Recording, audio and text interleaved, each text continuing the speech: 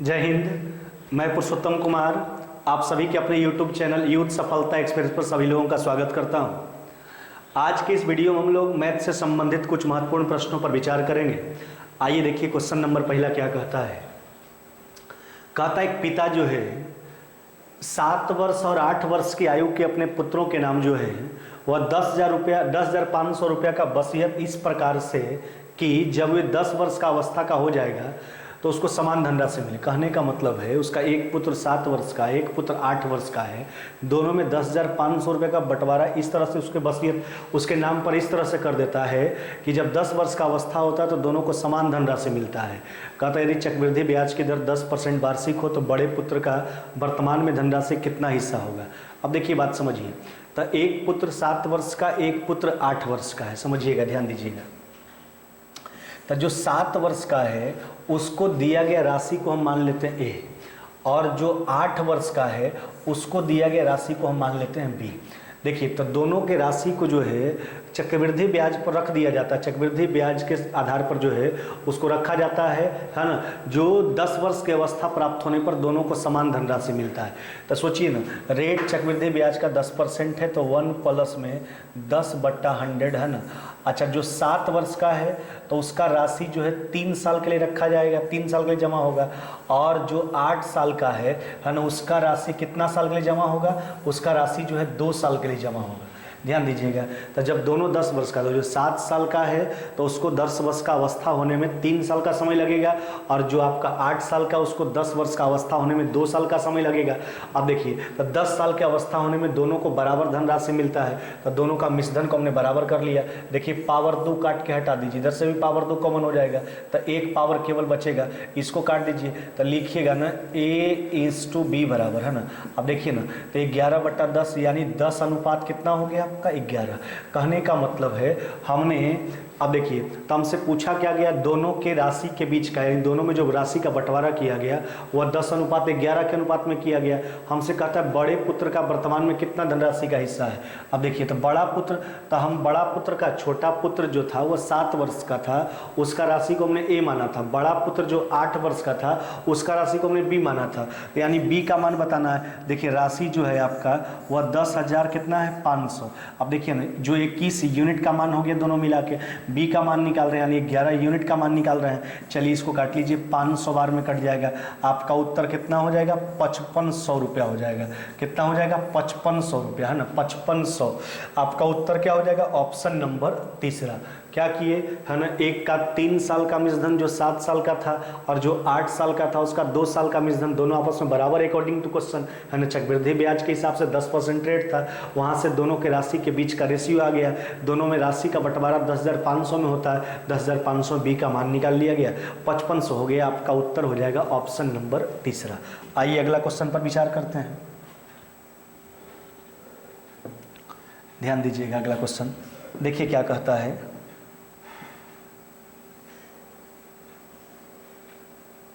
देखो कहता है 1/कोसेक थीटा माइनस में कोट थीटा माइनस में 1/साइन थीटा का मान बताना है। अच्छा देखिए ना, जहाँ तक एक का सवाल है, एक को कोसेक और कॉट के रूप में आप क्या लिख सकते हैं, तो उसको लिख सकते हैं कोसेक स्क्वायर थीटा। अब माइनस में क्या लिख सकते हैं, कॉट स्क्वायर थीटा, नहीं। अच्छा, अब बटा नीचे हो गया आपका, यह हो गया आपका कोसेक थीटा।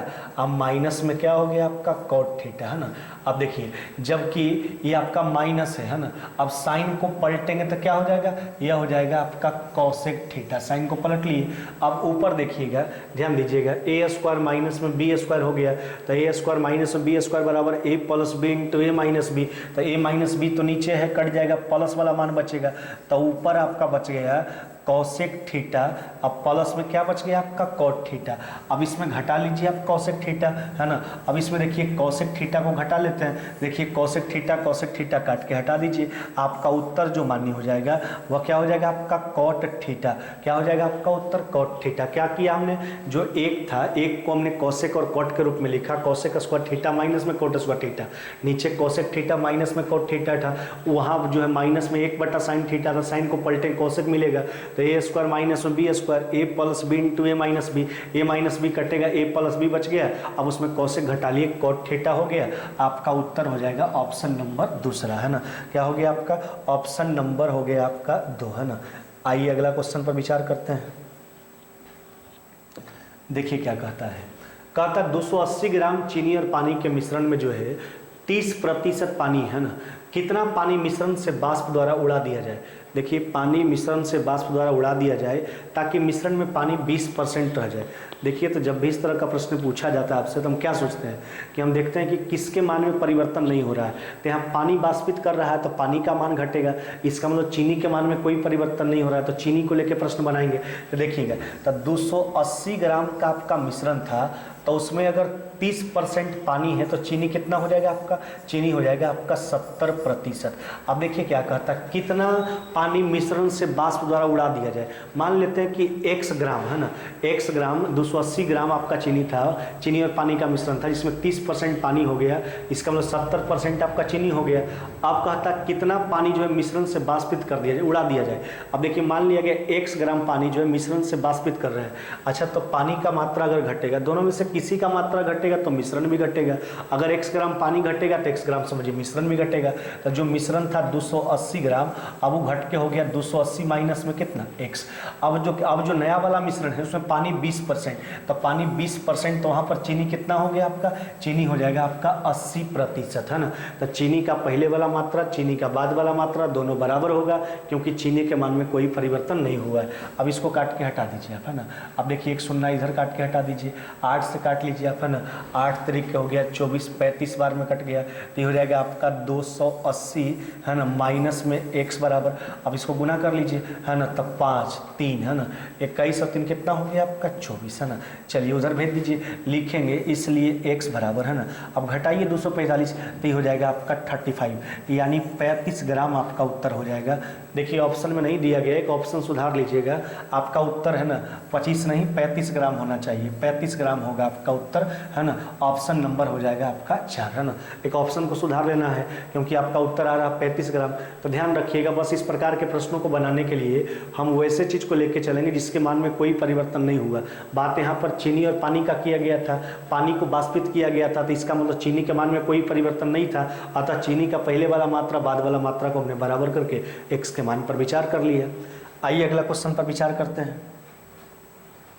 कहता है कि सिपाही ने एक चोर को पकड़ने के लिए पीछा किया, है ना। सिपाही जो है चोर को पकड़ने के लिए पीछा करता है।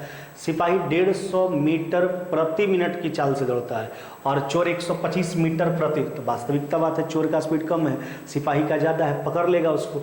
अब देखिए यदि चोर 500 मीटर आगे है तो दोनों के बीच का दूरी कितना हो गया आपका? 500। समय आपसे पूछा गया है तो समय बराबर दूरी बटा चाल, तो सेम डायरेक्शन है, चाल घटाएंगे। 150 मीटर प्रति मिनट 125 मीटर प्रति मिनट, अंतर कितना का हो गया आपका? 25 मीटर प्रति मिनट का। 25 से काट लीजिए, 25 से कट जाएगा 20 बार में, आपका उत्तर जो हो जाएगा वह हो जाएगा 20 मिनट, है ना। क्या हो जाएगा? 20 मिनट। कहने का मतलब सिपाही जो है चोर को पकड़ने में समय कितना लेगा? 20 मिनट का समय लेगा। आपका उत्तर हो जाएगा ऑप्शन नंबर तीसरा, है ना। आइए अगला क्वेश्चन पर विचार करते हैं। देखिए क्या कहता है। कहता है धनराशि को 90 पुरुष और कुछ महिलाओं में जो है 18:21 के अनुपात में बांटा गया। यदि प्रत्येक पुरुष को 6 रुपया एवं प्रत्येक महिला को 7 रुपये मिलता है तो महिलाओं का संख्या बताना। देखिए बात समझिए, तो 90 को पुरुष है ना। अब मान लेते हैं महिला का संख्या कितना? x। अब देखिए हर पुरुष को 6 रुपये मिलता है तो 90 पुरुष को इतना मिलेगा, हर महिला को 7 रुपये मिलता है तो ये हो गया पूरे पुरुष का राशि, पूरे महिला का राशि। अब पुरुष और महिला में जो राशि का बंटवारा होता है वह होता है 18:21 के अनुपात में, है ना। चलिए तो इसको हल कर लीजिए। अब देखिए 18 से काट लीजिए, 7 से काट लेते हैं 3 बार में, 3 से कट जाएगा 6 बार में, और 6 से 6 फिर वापस काट लीजिए। अतः x बराबर कितना हो जाएगा? 90। यही पूछा गया था, है ना। आपसे पूछा क्या गया था? कहता है महिलाओं का संख्या बताइए, यानी महिलाओं का संख्या कितना हो जाएगा आपका? 90। महिलाओं का संख्या हो जाएगा आपका 90। ऑप्शन नंबर हो जाएगा आपका पहला, है ना। आइए अगला क्वेश्चन पर विचार करते हैं। देखिए क्या कहता किसी लंब वृत्ताकार बेलन के आधार की त्रिज्या a है ना, उसके वक्र पृष्ठ ज्ञात करने के लिए आयतन को किस से गुना करना होगा। देखिए कहता ये है आयतन में किस से गुना करें ताकि वक्र पृष्ठ का क्षेत्रफल मिल जाए। देखिए लाना क्या है, वक्र पृष्ठ का क्षेत्रफल। तो वक्र पृष्ठ का क्षेत्रफल क्या होता है 2πr/h। ऊंचाई तो नहीं दिया गया, ऊंचाई को h मान लेते हैं, त्रिज्या a दिया गया, इसको प्राप्त करना है आयतन में गुना करने के बाद। अच्छा आयतन होता क्या है πr², त्रिज्या a दिया था, πr²h है ना। चलिए तो हमको लाना था वक्र पृष्ठ का क्षेत्रफल, आयतन में गुना करने के बाद लाना था, तो यानी वक्र पृष्ठ के क्षेत्रफल में आयतन से भाग लगा दीजिए, तो पाई और h काट के हटा दीजिए, तो पाई h कट जाएगा, आपका उत्तर जो मान्य हो जाएगा वह हो जाएगा 2/a। कहने का मतलब है कि आयतन में जब हम 2/a से गुना कर लेंगे तो हमको उस वृत्ताकार बेलन का जो है वक्र पृष्ठ का क्षेत्रफल मिल जाएगा। आपका उत्तर हो जाएगा ऑप्शन नंबर पहला है ना। क्या हो जाएगा आपका ऑप्शन नंबर पहला। आइए अगला क्वेश्चन पर विचार कर लेते हैं। देखिए क्या कहता है कार्यालय में 68% कर्मचारी चाय, 43% कर्मचारी कॉफ़ी पीते हैं। यदि प्रत्येक कर्मचारी चाय अथवा कॉफ़ी अवश्य, देखिए प्रत्येक कर्मचारी कह दिया, इसका मतलब 100% कर्मचारी उसमें इन्वॉल्व है, भले वो केवल चाय पीता है या तो केवल कॉफ़ी या तो दोनों चीज़ पीता है, तथा 33 कर्मचारी चाय तथा कॉफ़ी दोनों पीता है। देखिए आपको जो निश्चित संख्या दिया गया वह दोनों पीने वालों का दिया गया है, तो हम दोनों पीने वालों का प्रतिशत निकाल लेते हैं। तो दोनों पीने का मतलब इंटरसेक्शन का मान बताना है। अच्छा तो number of A intersection B बराबर होता क्या है, तो नंबर ऑफ ए जो नंबर ऑफ बी माइनस में number of A union B, तो दोनों वाला को जोड़िए, 68% चाय है ना, 43% कॉफ़ी, और टोटल कहने का मतलब कितना हो गया आपका 100। अब देखिए ना ये हो जाएगा आपका, हल कीजिए, ये हो जाएगा आपका कितना 11% है ना। तो दोनों पीने वालों का प्रतिशत कितना हो गया 11, जबकि इसका संख्या दे रखा है, कितना दे रखा 33 जो 11% का मान है, 1% का मान निकाल लिया गया। कार्यालय में टोटल कर्मचारी पूछा, यानी 100% का मान निकाल लेना है। 11 से 3 बार में काट लीजिए, अतः आपका उत्तर कितना हो जाएगा 300। यही पूछा गया था कार्यालय में कुल कर्मचारियों का संख्या बताइए, अतः कार्यालय में कुल कर्मचारियों का संख्या कितना हो जाएगा 300 है ना। आइए अगला क्वेश्चन पर विचार कर लेते हैं। कहता है पति पत्नी की वर्तमान में औसत आयु 5 वर्ष, एक पति पत्नी की औसत आयु 5 वर्ष पहले 16 वर्ष था, और अगर उनका 3 वर्ष का बेटा हो तो परिवार के इस समय का औसत आयु पूछा।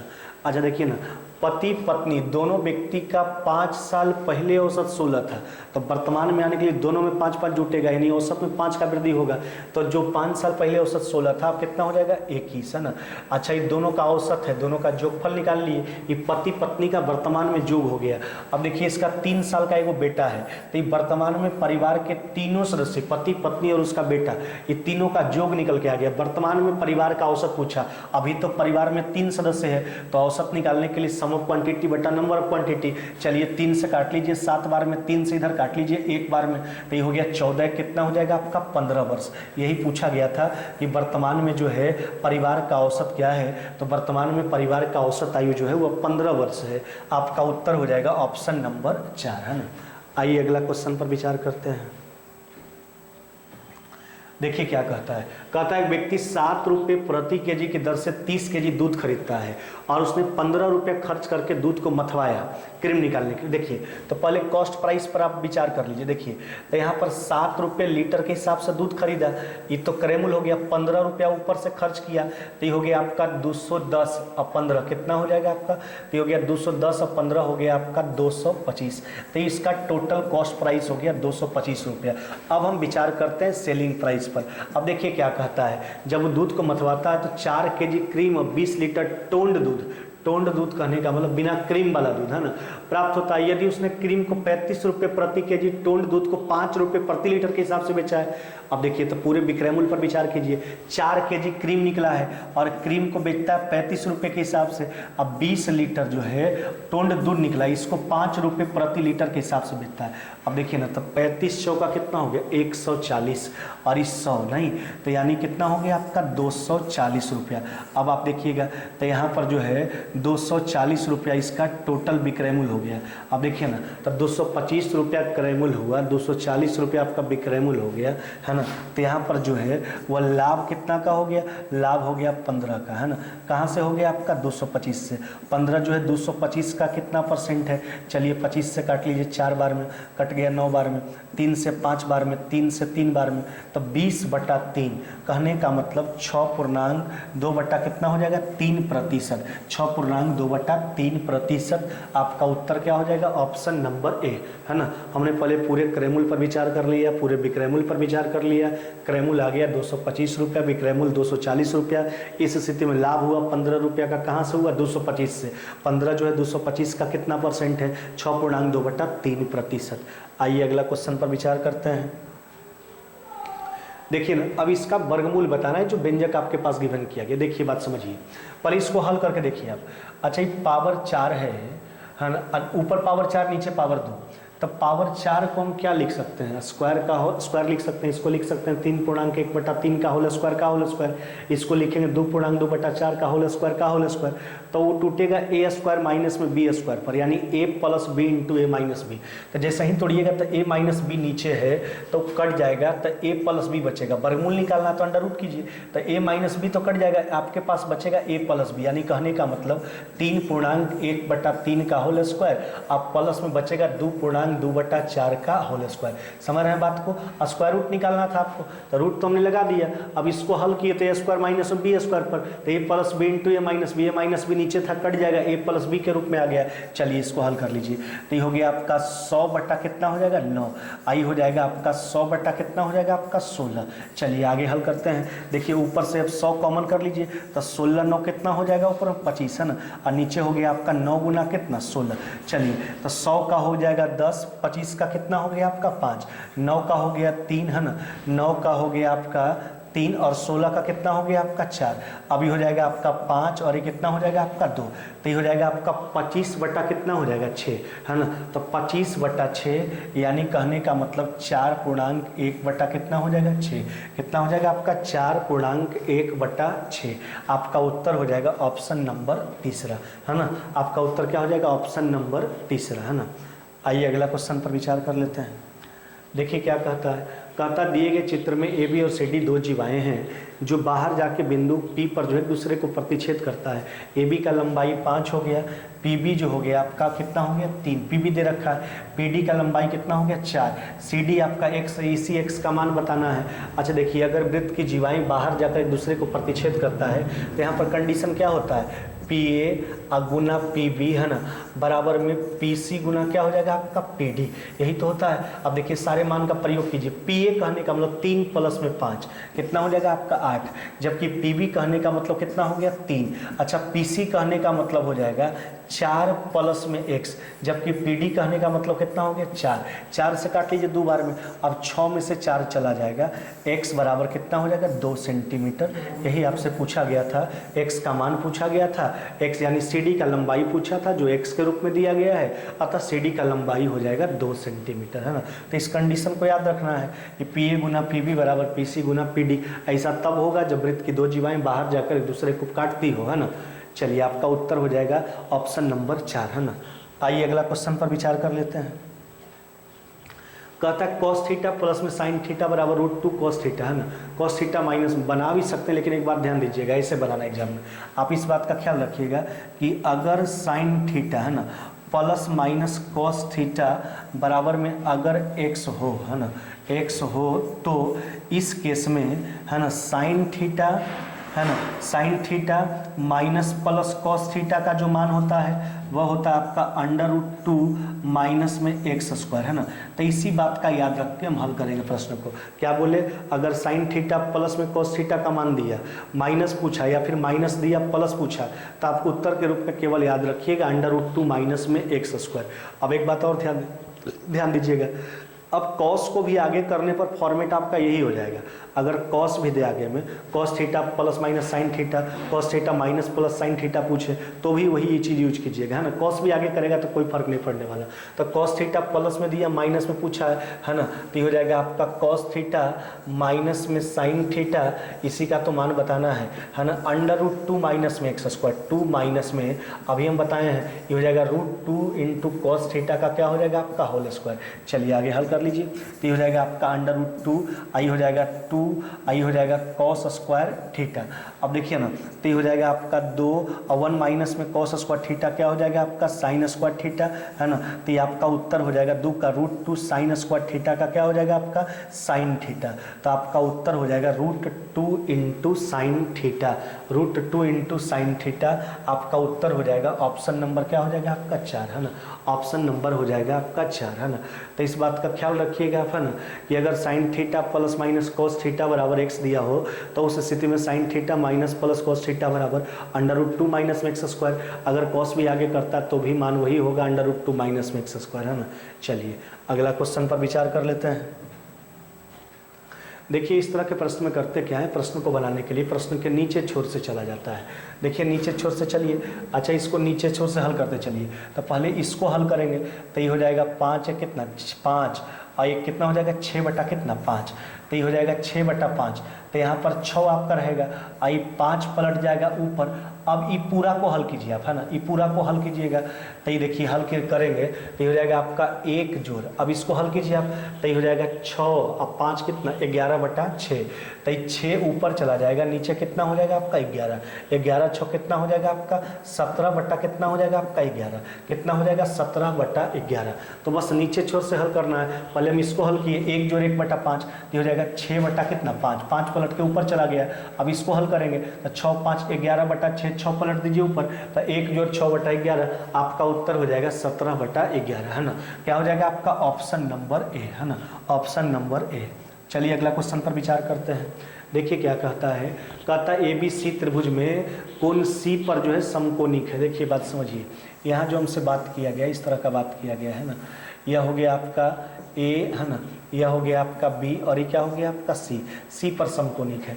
अब क्या कहता है C और CV पर क्रमशः P और Q मध्य बिंदु है। देखिए CA का जो मध्य बिंदु है वह है आपका P और CV का जो मध्य बिंदु है क्या है आपका Q। अब देखिए हमको AB स्क्वायर का मान बताना, वो भी एक Q और BP के रूप में, है ना। देखिए इसको मिला लीजिए, एक Q और BP को मिला लीजिए। अब यही AB का मान बताना है। अच्छा देखिए यहाँ तक बात समझिए, ये तो राइट एंगल ट्रायंगल है, तो इसमें आप जानते हो कि AC स्क्वायर अब प्लस में, है ना, BC स्क्वायर बराबर में क्या हो जाएगा आपका AB स्क्वायर। ये तो राइट एंगल ट्रायंगल है, तो इसका कर्ण स्क्वायर बराबर लंब स्क्वायर जो है धारा स्क्वायर। अब हमको देखिए क्या करते हैं, अब हम पहले क्या करते हैं एक क्यू स्क्वायर, अब हम बात करते हैं AC त्रिभुज में, है ना। अच्छा सोचो AC में बात कीजिएगा तो एक क्यू स्क्वायर बराबर आप क्या लिखोगे, देखो तो कर्ण स्क्वायर बराबर यह हो जाएगा आपका AC स्क्वायर, ध्यान दीजिएगा। अब प्लस में CQ जो है Q जो है BC का मध्य बिंदु है, तो CQ का आप लिख सकते हैं BC/2, तो BC/2 का जैसे ही वर्ग कीजिएगा ये हो जाएगा BC स्क्वायर बटा कितना 4। यह हो जाएगा आपका equation number first, equation number first. अब एक बार हम निकाल लेते हैं BP स्क्वायर का मान। देखिए एक बार हम क्या निकालते हैं BP स्क्वायर, तो BP स्क्वायर निकालिए, तो BP स्क्वायर में हो जाएगा आपका BC स्क्वायर, है ना। अब प्लस में CP कहने का मतलब AC/2, ये हो जाएगा आपका AC स्क्वायर बटा कितना हो जाएगा आपका 4। यह हो जाएगा इक्वेशन नंबर कितना हो जाएगा आपका सेकंड। चलिए ध्यान दीजिएगा, अब देखिए इसको, अब देखिए तो ये दोनों को जोड़िए, जैसा ही जोड़िएगा आप तो ये हो जाएगा आपका AQ स्क्वायर, है ना, अब प्लस में BP स्क्वायर बराबर में। अब देखो ना, तो AC वाला को एक साथ जोड़ लीजिए, तो AC जोड़िएगा तो ये 4 है कितना 5 AC स्क्वायर बटा 4, फिर BC स्क्वायर वाला को जोड़िए, यानी कहने का मतलब 5 बटा 4 कॉमन कर लीजिए, है ना, और ये आ जाएगा आपका AC स्क्वायर। अब प्लस में क्या हो जाएगा आपका BC square, AC square plus में BC स्क्वायर। अब देखिए AC स्क्वायर प्लस में BC स्क्वायर आप निकाल चुके थे शुरू में, यह जो है AB स्क्वायर का मान था, तो इसको आप लिख सकते हैं बराबर में 5 बटा 4 AB स्क्वायर, है ना, AB स्क्वायर। अब देखिए हमको एक्चुअली मान किसका निकालना है, मान निकालना AB स्क्वायर का, तो लिखेंगे AB स्क्वायर बराबर, तो इधर पलट के गुना कर लीजिए, तो AB स्क्वायर बराबर हो जाएगा 4 बटा 5, है ना, इंटू, है ना, क्या हो जाएगा आपका ए क्यू स्क्वायर, अब प्लस में क्या हो जाएगा आपका बी पी स्क्वायर, ए क्यू स्क्वायर प्लस में बी पी स्क्वायर, यही आपका उत्तर हो जाएगा, है ना। ए बी स्क्वायर, है ना, ए बी स्क्वायर बराबर 4/5 ए क्यू स्क्वायर प्लस में बी पी स्क्वायर, है ना। अब देख लीजिए 4/5 ए क्यू स्क्वायर प्लस में बी पी स्क्वायर, है ना, आपका उत्तर हो जाएगा ऑप्शन नंबर दूसरा, है ना। क्या हो जाएगा आपका ऑप्शन नंबर दूसरा। फिर से एक बार ध्यान दीजिए, आइए देखिए, सबसे पहली बात सी पर त्रिभुज समकोण था, तो वहाँ पर आप लिख दिए ए सी स्क्वायर प्लस में बी सी स्क्वायर बराबर ए बी स्क्वायर, है ना। अब देखिए इस त्रिभुज में बिंदु ए सी, जो ए सी का मध्य बिंदु पी, बी सी का मध्य बिंदु क्यू, एक बार ए क्यू स्क्वायर का मान निकाला हमने, एक बार बी पी स्क्वायर का मान निकाला हमने, अब दोनों को जोड़ लिया गया, बस वहीं से ए बी स्क्वायर का मान फाइंड कर लिया गया। ए बी स्क्वायर बराबर 4/5 ए क्यू स्क्वायर प्लस में बी पी स्क्वायर, है ना। चलिए अगला क्वेश्चन पर विचार कर लेते हैं। कहता उस बिंदु का निर्देशांक ज्ञात कीजिए जो बिंदु 1 3 2 7 को जोड़ने वाली रेखा को 3:4 में, देखिए बात समझिए, आप यहाँ पर बात समझिएगा। देखिए दो बिंदु का बात किया गया, एक बिंदु जो है आपका वह है 1 और कितना 3, और एक दूसरा बिंदु है वह है 2 और 7। उस बिंदु का मान लिया गया बिंदु P है ना, इस बिंदु जो है बिंदु P जो है इसको 3:4 के अनुपात में क्या करता है, बांटता है। यही विभाजन बिंदु का निर्देशांक निकालना है, P का जो है सकी निर्देशांक हमको बता देना है। अब देखिए ना, इंटरनल डिवीजन है, अंत विभाजन बिंदु का निर्देशांक निकालते कैसे हैं, mx2, ध्यान दीजिएगा, तो 3 दूना कितना हो गया आपका 6, प्लस में nx1 प्लस में कितना 4 बटा m प्लस m, 3 और 4 कितना हो गया आपका 7। इस विभाजन बिंदु का x निर्देशांक आ गया। y निर्देशांक कैसे निकालते हैं, m/2, है ना, तो 3 सतह कितना हो जाएगा आपका 21 प्लस में n/1, है ना, तो ये हो जाएगा प्लस में कितना 12, है ना, अब बटा m प्लस n कितना हो गया आपका 7। चलिए लिख दीजिए, तो यह हो जाएगा आपका 10/7, है ना, और कॉमा कितना हो जाएगा आपका 33 बटा कितना हो जाएगा 7, 10/7 कॉमा 33 बटा कितना 7, आपका उत्तर हो जाएगा ऑप्शन नंबर दूसरा, है ना। तो जब भी विभाजन बिंदु का अंत विभाजन बिंदु का निर्देशांक निकालना हो तो उसका निर्देशांक क्या होता है, x कोऑर्डिनेट mx2, है ना, प्लस में nx1 बटा m प्लस n, जबकि y कोऑर्डिनेट होता है m/2 प्लस में n/1 बटा m प्लस n, है ना। आपका उत्तर हो जाएगा ऑप्शन नंबर दूसरा, है ना। आज के वीडियो में बस इतना ही, मिलते हैं आगे नेक्स्ट वीडियो में।